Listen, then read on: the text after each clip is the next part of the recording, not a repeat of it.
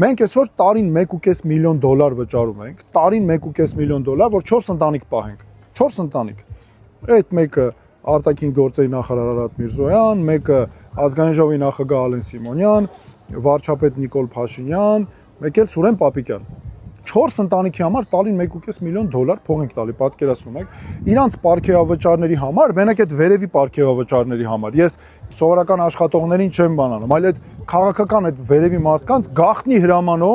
գաղտնի հրամանով միլիոնավոր դոլարներ են ստանում։ Դուք պատկերացնում եք այդ ինչա։ Սա, ասինքն, տենց լավ ֆինանսական առումով կարգավորված ապահով վիճակում են։ Ու մի անգամ օրինակ 24 թվականին ես լավ հիշում եմ կառավարության նիստի ժամանակ ասեց կառավարության ղեկավարը, հիշում եք, որ ասեց ցուրտ է տունը, պլիտա չկա, չեն կարողանում տաքացնել տունը։ Այդ մի հատ ասեց, նույն տարի 18 միլիոն դրամ փող հատկացրին։ 18 միլիոն դրամ նույն տարի մի տան լույսի փող։ Հələ պատկերացնում ես ինչա։ Այդ մի նախարարի տարեկան պրեմիան մոտարապես 7-ից 8 միլիոն դրամ է կազմում։